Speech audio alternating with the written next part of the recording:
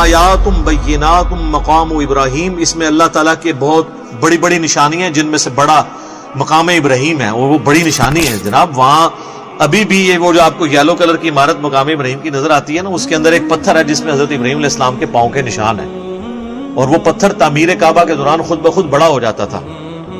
55 fit اونچی عمارت ہے، اور پھر اینڈ پہ برکت کے طور پر اس نے اپنے سینے میں حضرت ابراہیم علیہ السلام کے پاؤں کے نشان لے لیے ہیں، اور وہ ایک قیامت تک کے لیے ایک روشن نشانی ہے اللہ کی.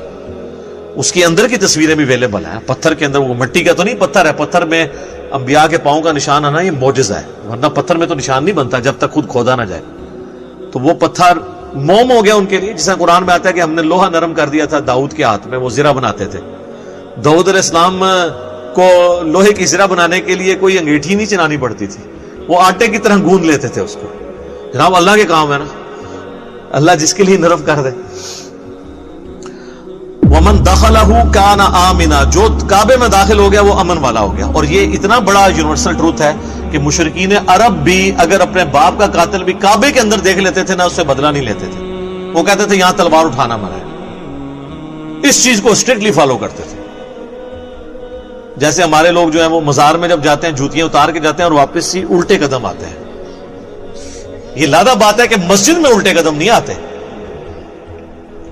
مسجد میں کعبے کو پیٹ کر کے باہر نکلتے ہیں، مزار والے بابے کو نہیں پیٹ کر کے نکلتے. آپ کمپیریزن دیکھ لیں تو بابے کو انہوں نے کعبے سے اوپر ہی رکھا ہوا ہے. دونوں ہی غلط ہے، پیٹ کرنے والا کوئی مسئلہ نہیں ہے. بخاری مسلم میں کہ یہ حدیث ہے کہ نبی علیہ السلام کے پاس جب صحابہ آتے تھے وہ بھی اس میں الفاظ ہیں کہ وہ صحابی آیا اور پھر مڑا تو پیٹ کر کے جاتے تھے. اس میں کون سی گستاخی ہو جاتی ہے؟ ایک نیچرل پروسیس ہے. کبھی نہیں ہوا کہ نبی علیہ السلام کو مل کے تو الٹے قدم واپس جا رہا ہو. تو امن والی جگہ تھی، اور اس چیز کو قریش مکہ اتنا کیش کرواتے تھے کہ پورے عرب میں باقی قافلے تو لوٹ لیے جاتے تھے تجارت کے دوران، لیکن قریش کا قافلہ کوئی نہیں لوٹتا تھا. وہ کہتے تھے جناب یہ تو سمجھ لیں کہ گدی نشین ہے اس قبلے کے. تو وہ اس کو، اور پھر دوسرا ہر قبیلے نے اپنا بت بھی رکھوایا ہوتا تھا، ان کو ڈر ہوتا تھا کہ مکے کے سردار ساڑا بت ہی نہ ہو، کوئی ساڑے بزرگان دین نو ہی نہ باہر کر دیں. تو وہ اس لیے پھر اللہ نے اس کا احسان جتایا، لِإِيلَافِ قُرَيْشٍ إِيلَافِهِمْ رِحْلَةَ الشِّتَاءِ وَالصَّيْفِ فَلْيَعْبُدُوا رَبَّ هَذَا الْبَيْتِ. اور اس گھر کا صدقہ کھا رہے ہو تو اس گھر کے مالک کی عبادت بھی تو کرو نا، اس کو بتوں سے پاک کرو. اللہ نے اس کی وجہ سے تمہارے سردیوں کا اور گرمیوں کا سفر آسان کر دیا، نہ تمہارا قافلہ کوئی لوٹتا ہے، نہ تمہارے ساتھ کوئی مس بیہیو کرتا ہے.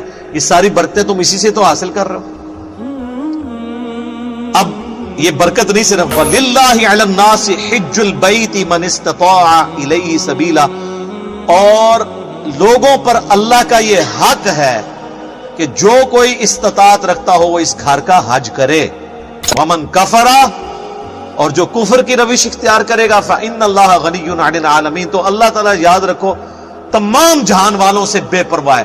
اس سے کوئی ٹینشن نہیں ہے کہ کوئی حج کرنے آیا ہے نہیں آیا، کوئی نماز پڑھ رہا ہے نہیں پڑھ رہا، اس کا کوئی لینا دینا نہیں اس کے ساتھ. یہ جو کچھ کرنا ہے تم نے اپنے لیے کرنا ہے.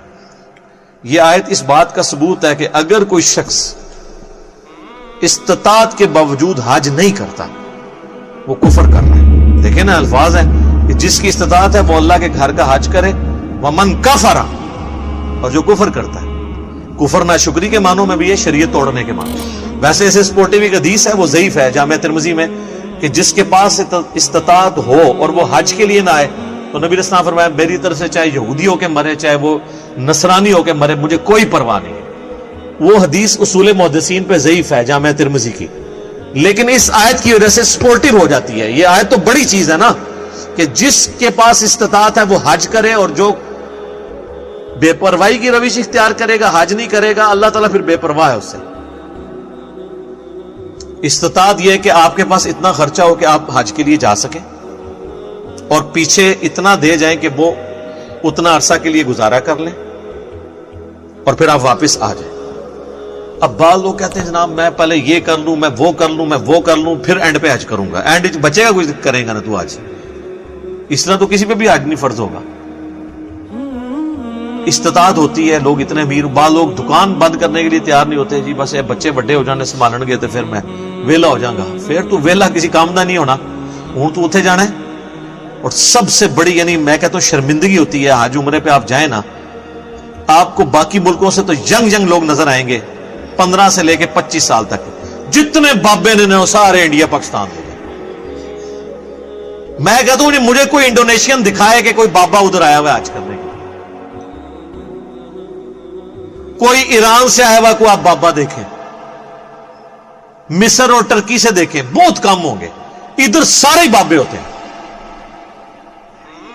ये एटीट्यूड बिल्कुल गलत है, यानी अल्लाह को सीरियस नहीं। और मैं आपको बताऊं ये तो अल्लाह की तरफ से कितनी बड़ी आजमाइश आ गई। अब तो लोग कई मेरे अपने जानने वाले हैं जिनको पीछे मैं पड़ा हुआ था कि यार हज करो हज करो, अब जहां मुसीबत पड़ गई ये कोरोना वाली, अब वो रोते हैं कि जी अल्लाह को क्या मुंह दिखाएंगे, हमारे पास चांस था, पैसे थे, हमने नहीं उस वक्त हज किया, अब करना चाह रहे हैं। चले वो जो मर्जी भी है, सूरत हाल है। बहरल एक कहते ना कि वो गंढ ते लग जाती है ना, जब धागा टूट जाए ना तो जुड़ तो जाता है, लेकिन गंढ ते आ जाती, गंढ ते आ गई है।